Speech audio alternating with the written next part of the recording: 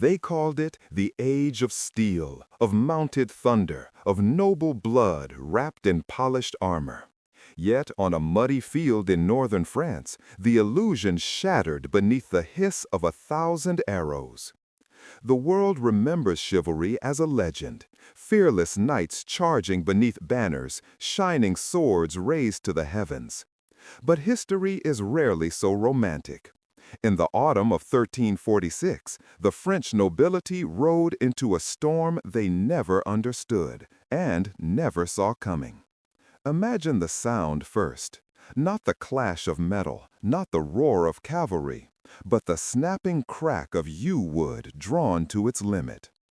Every English archer stood still, feet planted in wet earth, eyes narrowed against drizzle and smoke. The longbow was no elegant ornament of knightly virtue. It was crude, brutal, primitive, a predator's weapon. It did not respect lineage, rank, or heraldry. It hunted flesh. The French knights believed themselves untouchable. They wore armor worth more than the villages they ruled. They trained since childhood to swing a sword from horseback and pierce the skulls of peasants and rebels. The battlefield was where they proved superiority, where blood became currency. They believed war was theater, and their armor was their costume. But the English archers? They were not born into war. They were engineered by hunger. Rural men who hunted deer and boars. Boys who learned early that hesitation starved the family. The longbow was an extension of their spine, their heartbeat, their survival. When the first volley rose, a black cloud against the dying sun, even the French nobles paused. They thought it was intimidation, a gesture of bravado. They did not understand aerodynamics, tensile force, penetration velocity.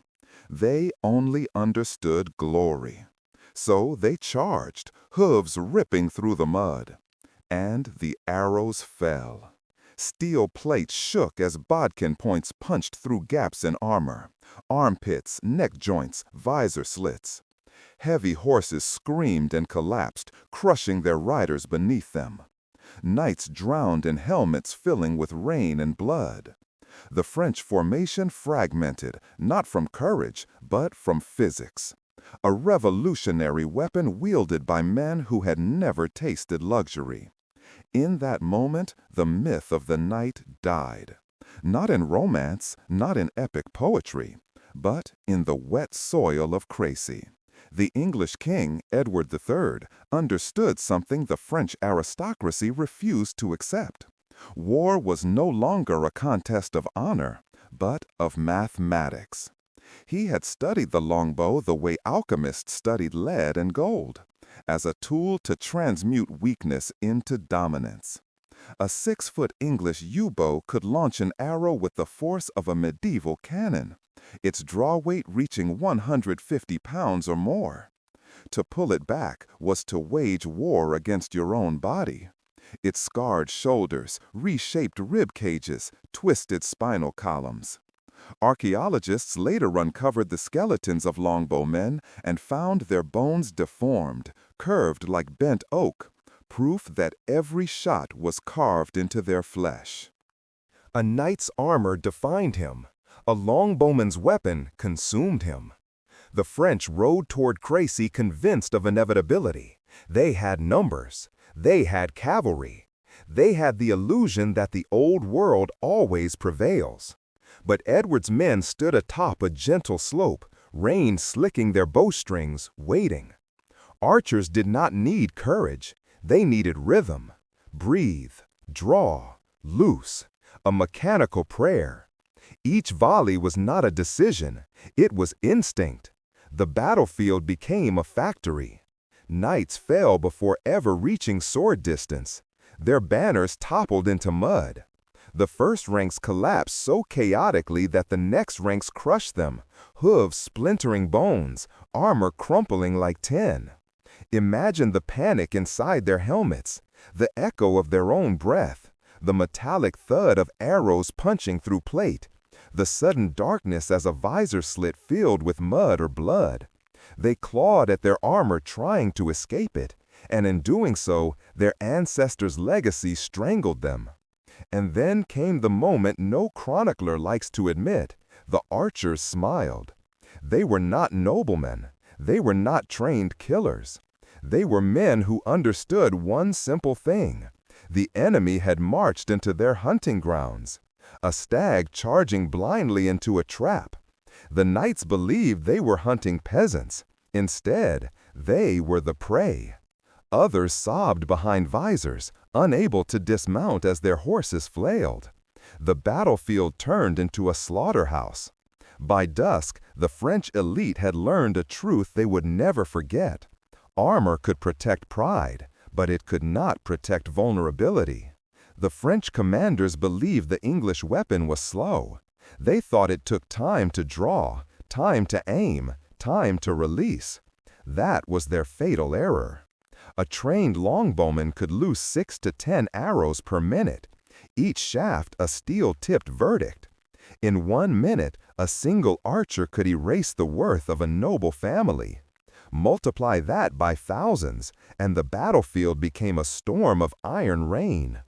Witnesses later spoke of the sky turning black, a world devoured by the geometry of death.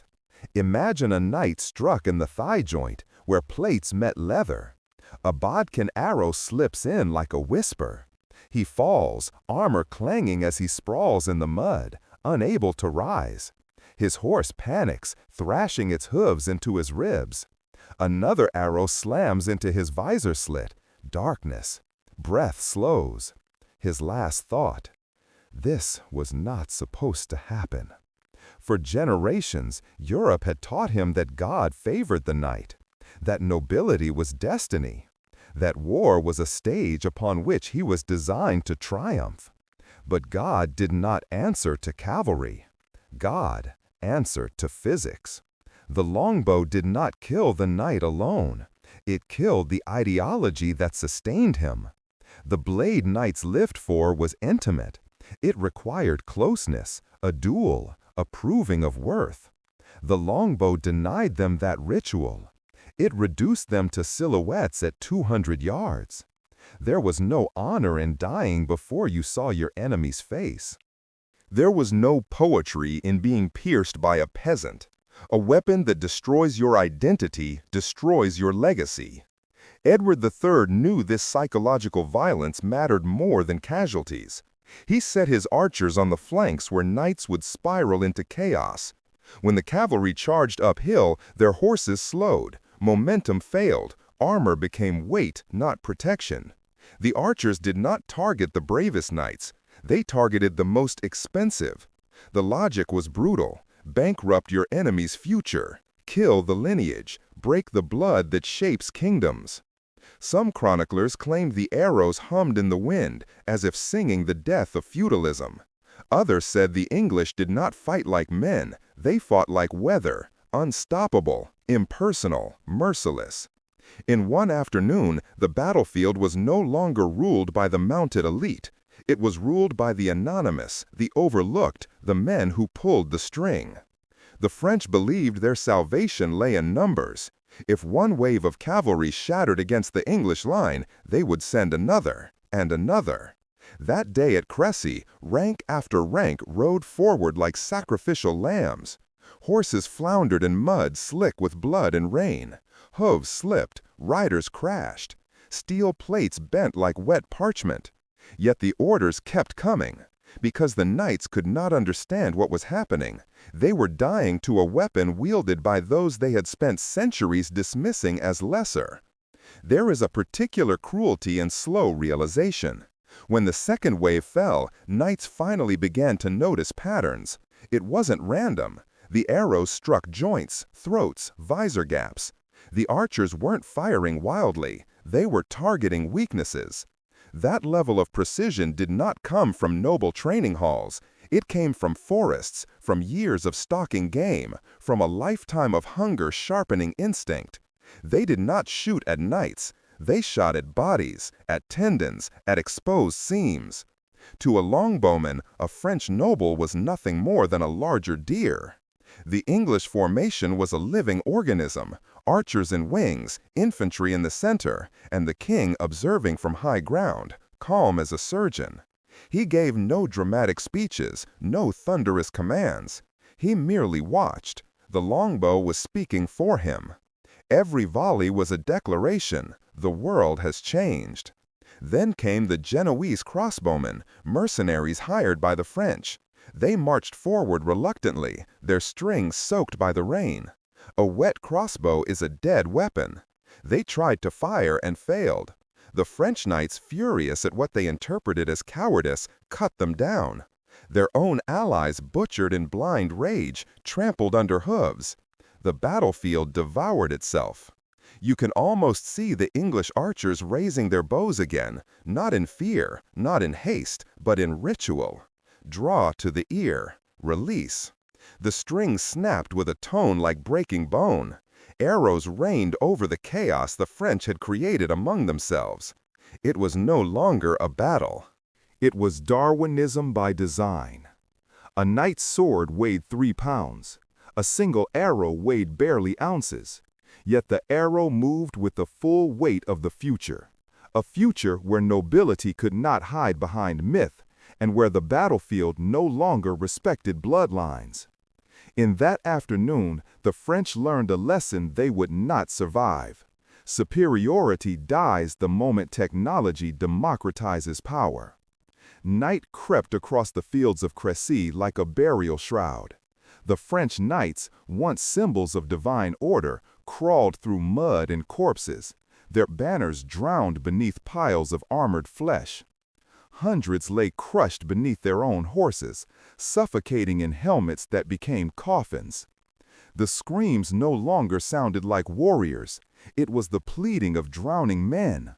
They begged squires to unstrap their chest plates, to pull arrows from joints, to free their legs from dead steeds. But squires were dead too. Many had fled. Some knelt on the ground shaking, mumbling prayers to saints who did not answer. Edward III lit no torches to illuminate the carnage. Darkness was his ally. The archers stood still, silhouettes against dying twilight, hands blistered, shoulders trembling from strain. They were exhausted, but not broken. Their bodies carried the cost of each arrow, twisted muscles, tendons like rope, spines molded by years of draw and release. They were living machines, forged not in royal courts, but in winter hunger and village rivalry. Their strength was ugly, silent, uncelebrated. Yet it was theirs. The French nobles cursed the sky. They blamed mud, weather, traitors, God, anything except themselves. They hadn't lost to England, they had lost to peasants, to men they didn't consider human. But the battlefield is democracy. Arrows are impartial, indifferent to birthright. They do not see crests, coats of arms, or dynastic marriages. They see targets. They punish arrogance. The English infantry advanced slowly, stepping over the fallen like stones in a stream. They did not rush. The knights were no longer threats, merely obstacles. Some nobles were found kneeling, whispering names of wives or sons. They tried to offer ransoms, bags of gold, promised lands. But the battlefield did not bargain. The longbow had already made its verdict. Chroniclers would later try to soften it, calling it strategy, calling it discipline, calling it God's judgment. But the truth was simpler. It was the collapse of a caste. The longbow was not a weapon, it was a revolution. Every arrow was a vote against centuries of oppression. Every dead knight was a broken pillar of feudal power. In that night of mud and blood, the English archers were not heroes. They were executioners of an era. Dawn at Crécy revealed a battlefield that no poet could redeem. Corpses lay in tangled heaps, armor locked in grotesque embraces, banners smeared into unrecognizable cloth. The dew did not glisten on grass. It beaded on steel and on arrow shafts jutting from bone. The French crown lost kings, dukes, and lords, thousands slain or maimed. The English lost almost none. War had spoken in its simplest, most brutal language: efficiency. The chroniclers of the aristocracy tried to rewrite that day. They blamed the weather, the mud, the mercenaries, the incompetence of commanders. They wrote in Latin, in velvet-scented halls, far from the rot of the battlefield, as if narrative could undo physics. But there was one thing they could not hide. What happened at Crécy was not an accident. It was a demonstration, a warning, a message carved into flesh and history. The knight did not die through weakness, but through irrelevance. Look closely at the longbowman. He is not a symbol of progress or democracy. He is not a rebel sent by God. He is a man whose spine has curved inward from years of strain, whose fingers are calloused from snapping bowstrings, whose lungs ache from damp English winters. When he draws the bow, he draws his entire life with it: hunger, obligation, fear, rage. The longbow was not just a weapon. It was the accumulated trauma of the common man turned outward. After Crécy, the myth of the knight lingered for a time. Tournament grounds stayed open. Heraldry persisted. Bards kept singing. But beneath every song, a new truth festered. Armor was no longer invincible. Wealth no longer guaranteed survival. Aristocracy could no longer hide behind lineage. Every noble who rode into battle henceforth did so with a phantom at his side, a peasant with a bow. The English did not invent a new age that afternoon. They simply revealed what had already begun. Technology was eroding class. War was democratizing death. The battlefield, once ruled by a mounted elite, was now governed by velocity, penetration, angle, and range. The arrow spoke louder than the oath. And so the age of knights ended, not in ceremony. No trumpet, no treaty, no final duel. Just the whisper of bowstrings in the rain and the thud of bodkin points entering armor. In one afternoon, the hierarchy of Europe collapsed. Because history does not care about honor. History cares about who can kill from farther away.